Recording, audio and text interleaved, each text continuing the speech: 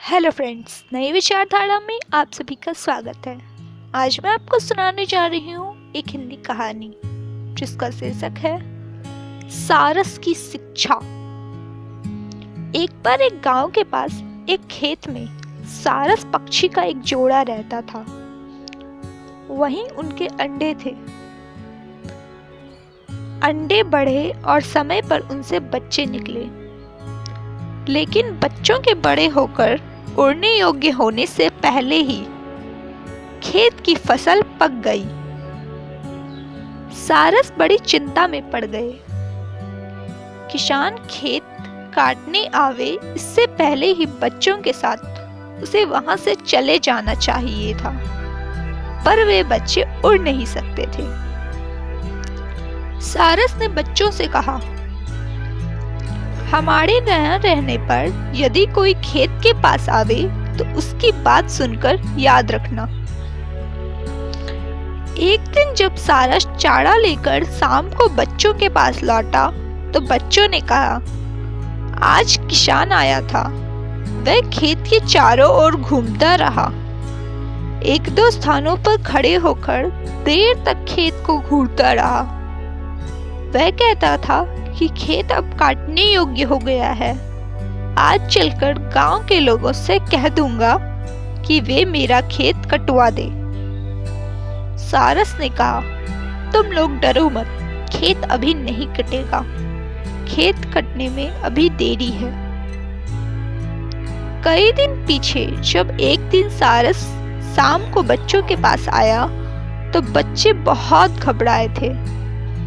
वे कहने लगे, अब हम लोगों को यह खेत झटपट छोड़ देना चाहिए। आज किसान फिर आया था। वह कहता था कि गांव के लोग बड़े स्वार्थी हैं। वे मेरा खेत कटवाने का कोई प्रबंध नहीं करते।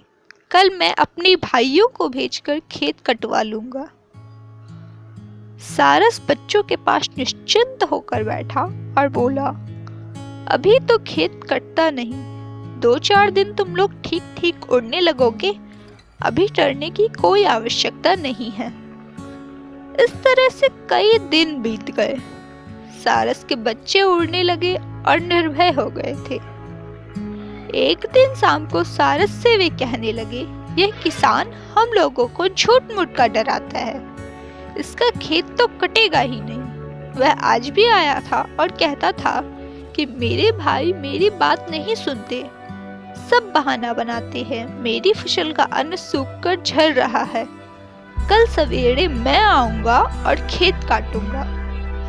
सारस घबरा कर बोला, चलो जल्दी करो, अभी अंधेरा नहीं हुआ है। दूसरे स्थान उड़ चलो, कल खेत अवश्य कट जाएगा। बच्चे बोले, क्यों इस बार खेत कट जाएगा, यह कैसे?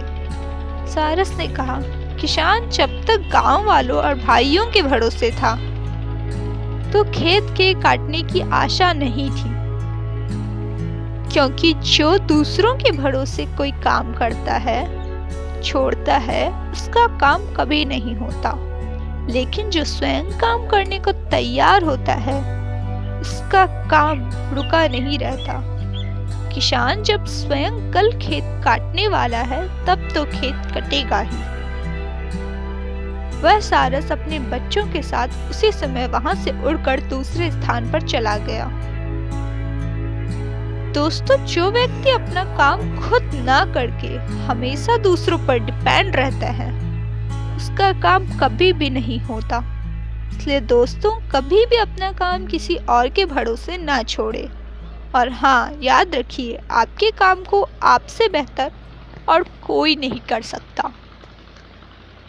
तो दोस्तों, आपका कीमती समय देने के लिए बहुत बहुत धन्यवाद। अगर आपको ये वीडियो पसंद आया हो तो इसे लाइक करें, कमेंट करें और हाँ, ऐसे ही प्रेरणादायक कहानियाँ सुनने के लिए हमारा चैनल सब्सक्राइब करें। धन्यवाद।